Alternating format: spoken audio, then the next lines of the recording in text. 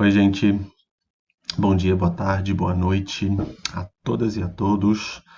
Cá estamos novamente para darmos continuidade às nossas análises e reflexões sociológicas. Vamos entrar, na verdade, finalizar, a famosa tríade da sociologia.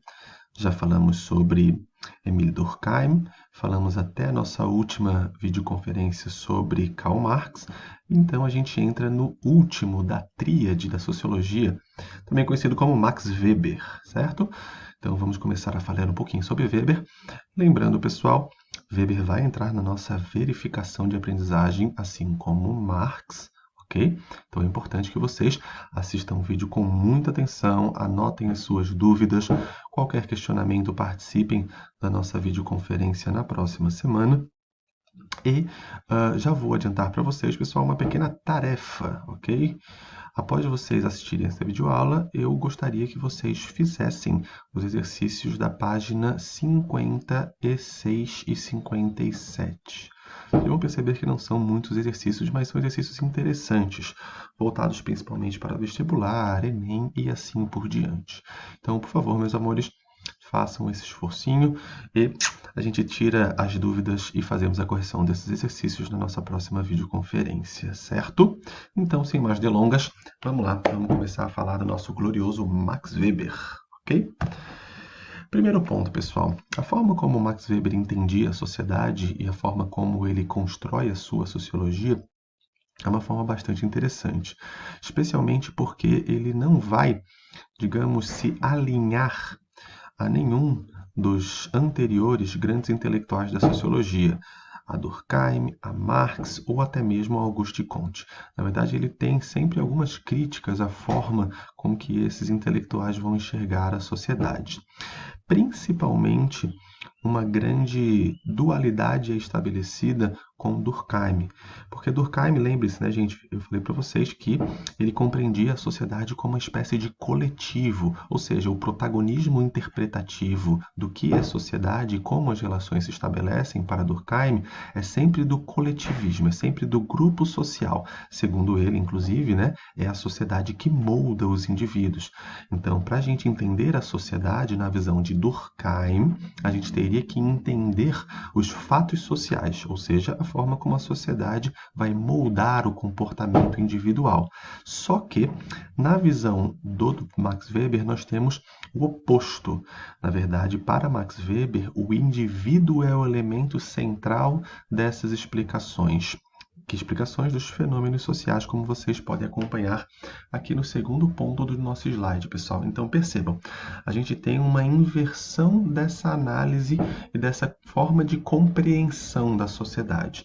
De um lado, temos Durkheim dizendo que a gente precisa inicialmente compreender o coletivo, o grupo maior, para, a partir do entendimento desse coletivo, entender individualmente aqueles que o compõem, mas, por um outro lado, nós temos o Weber dizendo que não, que na verdade, se a gente quer entender o coletivo, inicialmente a gente precisa entender as ações sociais individuais, ou seja, a gente precisa entender quais são as motivações que levam os indivíduos a agirem em sociedade. E são essas ações que vão acabar moldando, criando, construindo, constituindo o que a gente chama de sociedade, os hábitos sociais, a cultura social e assim por diante. Então, na visão do Max Weber, nós não temos um indivíduo passivo e refém dos efeitos sociais, como, por exemplo, sugeria, aliás, o nosso queridíssimo Durkheim. Na verdade, quando ele fala que o sujeito não é passivo, ele faz uma espécie de crítica mesmo ao Durkheim, porque percebendo, pensando, analisando, na verdade, a sociologia de Durkheim, a gente tem um pouco essa impressão, que os sujeitos eles são, de certa forma, quase como fantoches, marionetes, que são moldados, que são manipulados pela sociedade. Weber diz que não. Weber diz que, na verdade, o indivíduo, o sujeito, ele não é passivo. Pelo contrário, ele é o sujeito ativo da constituição desse grupo maior e dessas ações maiores que são exatamente a sociedade. Então, para a gente finalizar esse slide, pessoal, o último ponto. A sociedade não é um fato externo que se impõe aos sujeitos na visão de Weber, mas é o resultado direto da relação entre esses indivíduos.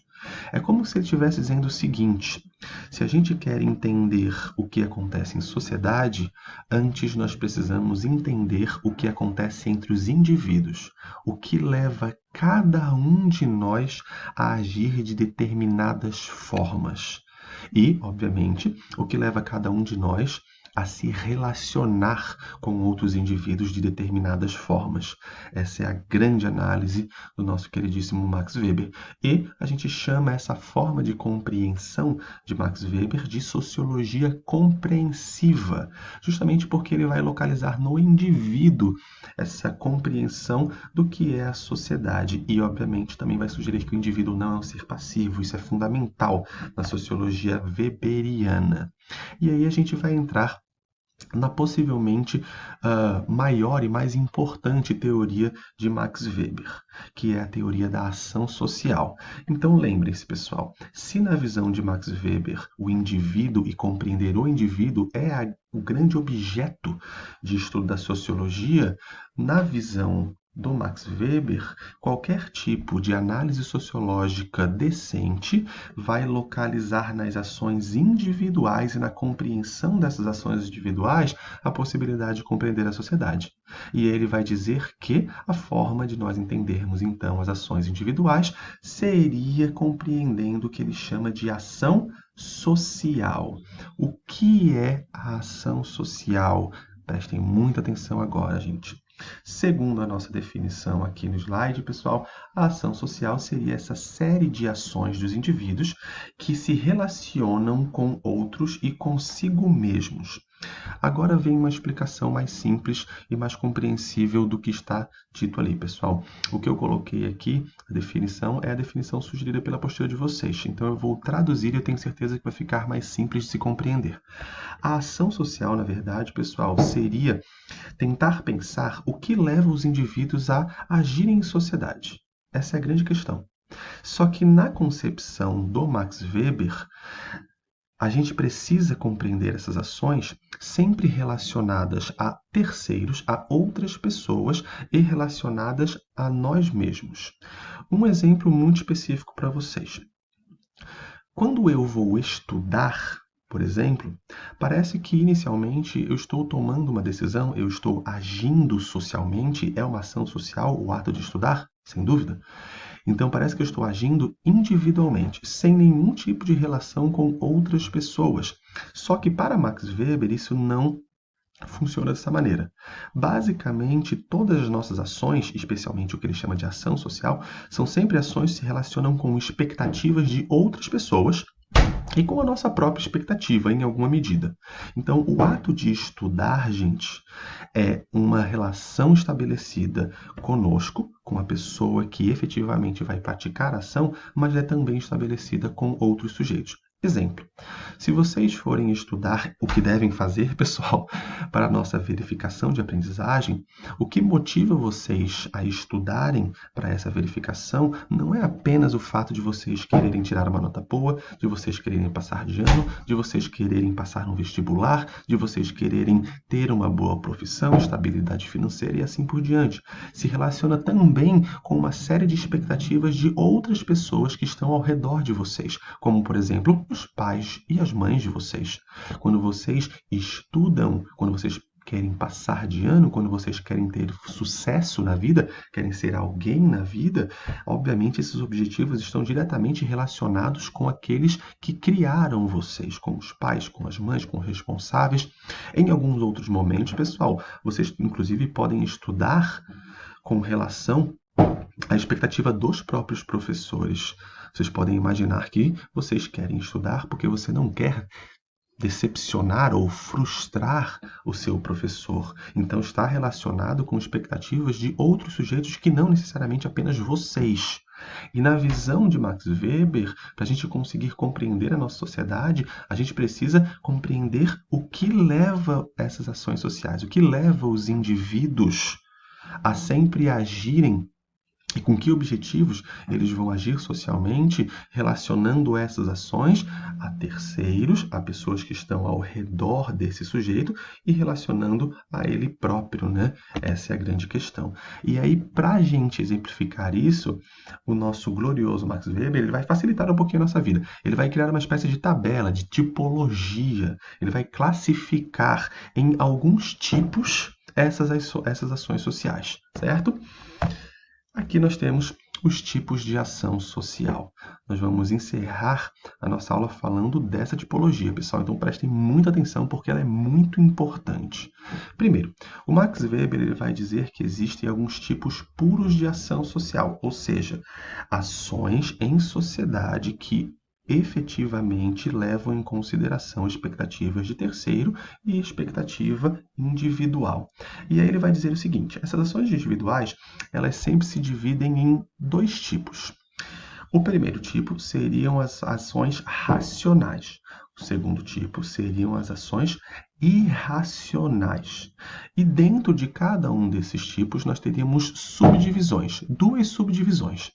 Nós teríamos dentro das ações racionais a com relação a fins e a com relação a valores.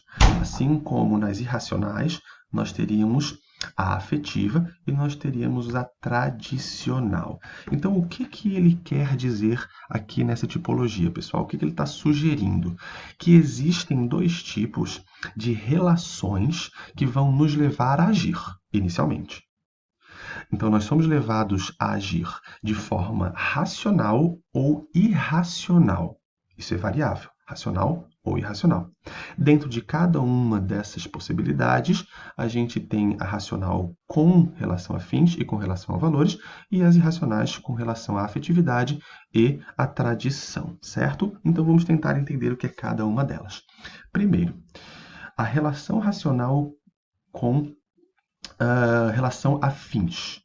O que é com relação a fins nesse caso? É quando nós temos objetivos claros e estratégias para alcançá-los bem definidas. O exemplo está ao lado, pessoal.